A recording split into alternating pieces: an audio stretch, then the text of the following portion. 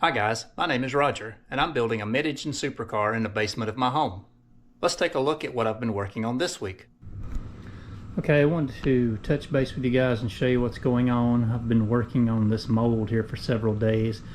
I had a subscriber to recommend some high build primer that he uses on making molds, and I ordered some and tried it, and I can't remember what his name was, but if you're watching this video, I appreciate the recommendation. The primer worked good.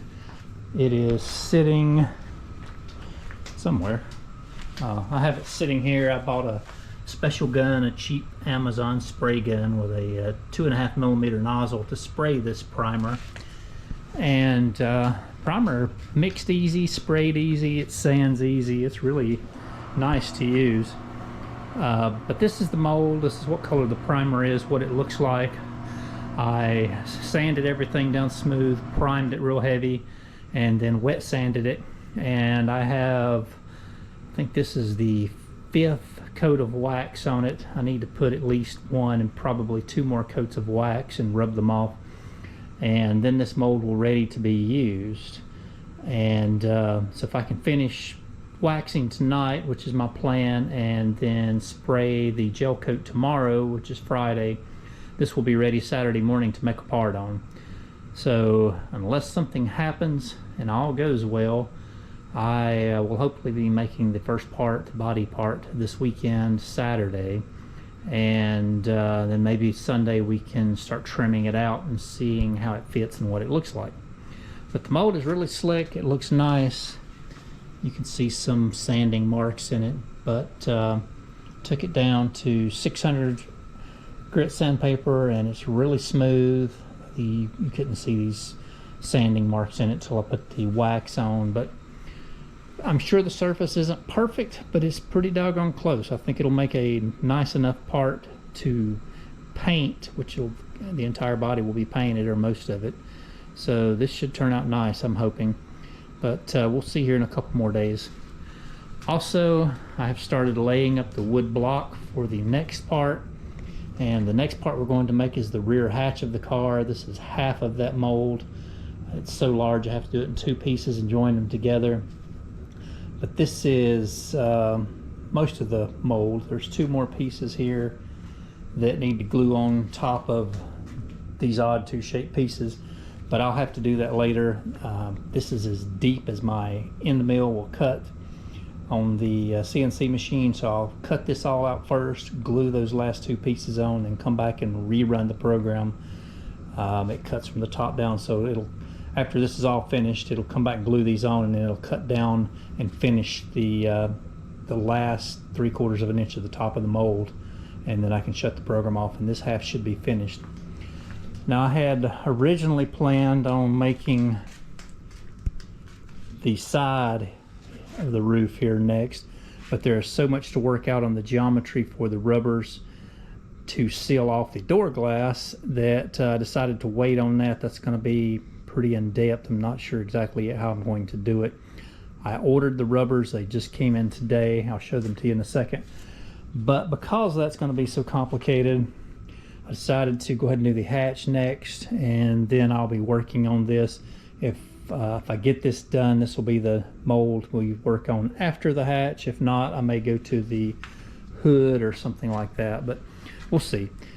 Honestly, I should have laid this up last week and had it cutting on the CNC while I was finishing this mold here for the roof, but because all this is kind of new to me, I didn't want to rush it and have too many things going at one time. But hopefully, once we start on this mold and I have some of my processes down to where I'm comfortable doing all of this, I can be sanding and puttying and priming this mold while I have another one on the CNC cutting, and that way maybe we can get a body part made every 2 weeks, one every 2 weeks or one every other week, which is my goal. If that's the case, then we'd be making a new body part every video, and that would be great. That would speed up my process quite a bit. But anyway, just wanted to touch base with you guys on this, and I will check back with you when we are making this roof part, and then we'll see how it turns out. Okay, here is the rubber for the door glass I was telling you about. Now this piece here was one big long continuous piece. It ran up the sides of both glasses and all the way across the roof of the car for the targa top. Same here, this piece was one big long piece. It ran all the way across the roof to the targa top. And I have trimmed them off and left them long. I don't need the extra, I don't have a targa top. And then this one insert here was attached to the targa top and sealed it off. When you put these all together, this is the back of the door glass, top of the door glass, and then down the front slope of the windshield. And I need to model all of these rubbers in my car file so I know exactly how to and where to attach them. So once I make this side panel piece of the car, it'll have the receiving parts to accept all of this rubber and align with the door glass correctly, which is really going to be challenging, but it's something I have to do. So now that I have the rubbers, I can start laying this out and reverse engineering it and getting it ready to start cutting those files in the near future. But just wanted to show you this. Okay, it is Saturday morning. It's pretty early still. Trying to get an early start making this roof part. The mold is finished. I sprayed the gel coat on last night. It is dry, and we are ready to begin the layup process, getting all the carbon fiber on the mold and the mold ready to put in the oven to make the part. I'm going to film this entire process so you can see how this layup is made and the infusion process and everything on this large part. But you may be able to see here with the light shining on it just right. The gel coat has a little bit of a texture to it. But first thing I'm going to do is clean up my mess here. I have these two large boxes that I've put down to spray the gel coat, and I'm going to save those. They were really handy, and store them somewhere. Not quite sure where yet, but let me get this mold over onto the table and start doing this layup and let you see what that looks like.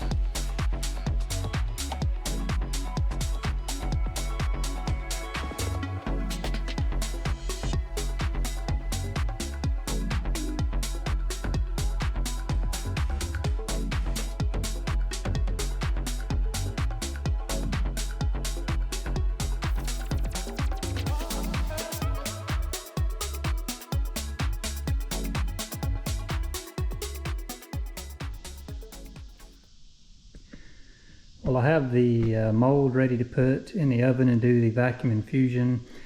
It took me a little over 3 hours to do this, so just wanted to say if there's anyone out there that enjoys doing these layups like this, you're a special kind of person, because I despise doing this.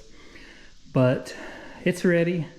If I can get it to pull a vacuum, we'll be ready to infuse.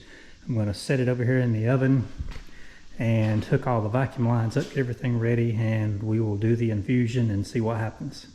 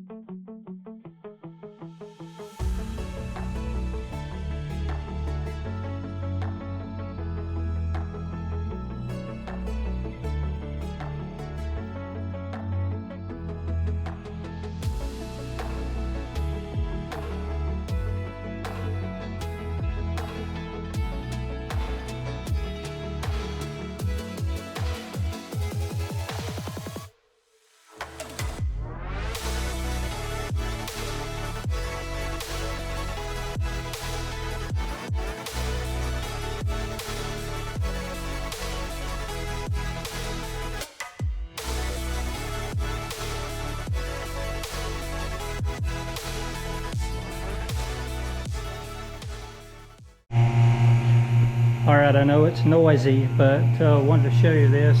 It is filled everywhere. It took a while to get this last centerpiece. I guess you could see that. It was hard to fill these sides. This one is finally filled. This one is filled except for right in here just a little bit. There's a white area. This stuff it flows for a while even after you shut the feed off.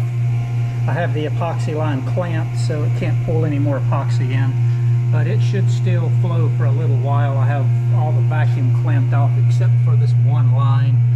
You can see it's still flowing slightly, so I'm hoping this continues to fill and fills the entire void. It should. They usually fill for quite a while after you turn the heat on and start cooking them, so I think that will be okay. Everything else looks fine. I'm going to go ahead and shut the doors to the oven, turn the heat on, and cook it for 6 hours. Actually the first 2 hours will be with the vacuum pump on to make sure that it holds a vacuum on it and it sets up good, and then the last 4 hours we'll turn the vacuum pump off and just let it finish baking. So see you guys again in a few hours and we'll see what we have. Well, ladies and gentlemen, we have our first body part. The roof panel is finished. It turned out pretty nice. There's a couple of little tiny details that I'm not 100% happy with, but I do believe I can fix them and everything will be okay. But I'll find out soon enough. I'll start trimming and working on these little details here in the next day or two. But let me show you what this looks like.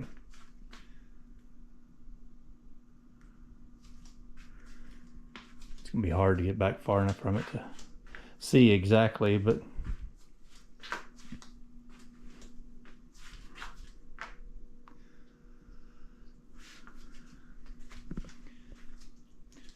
you can see the transition angle here. It has a nice smooth curve to it. Everything looks good.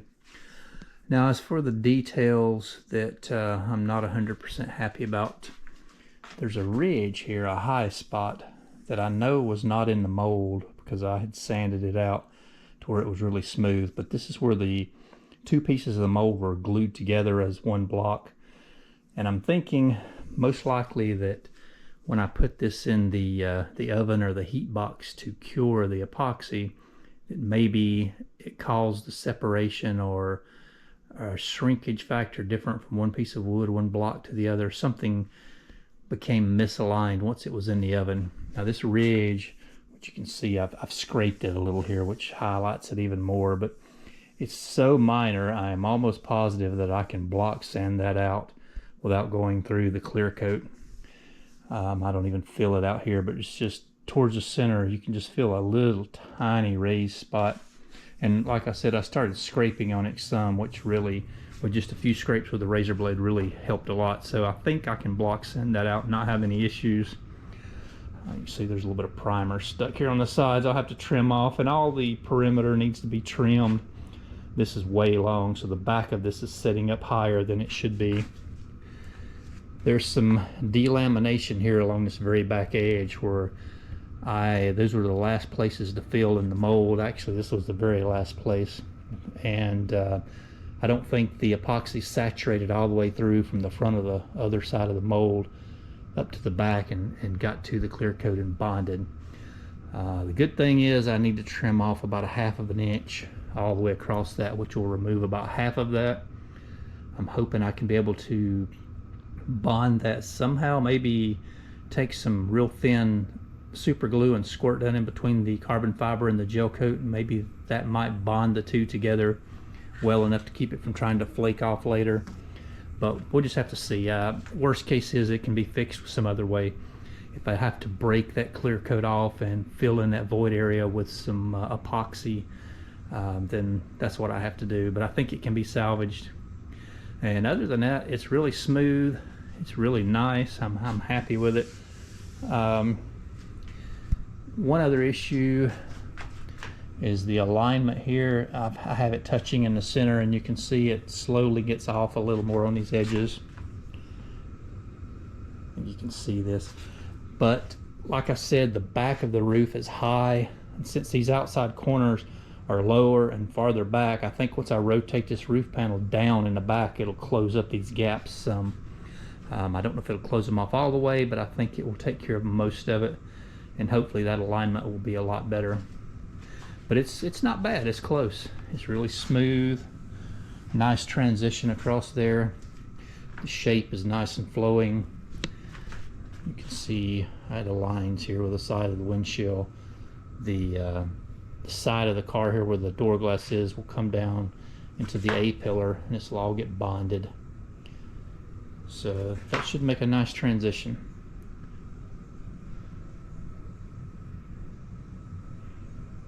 But I'm happy with this. For a first part, if I can salvage this and use it, which I believe I can, it should work fine. It looks good.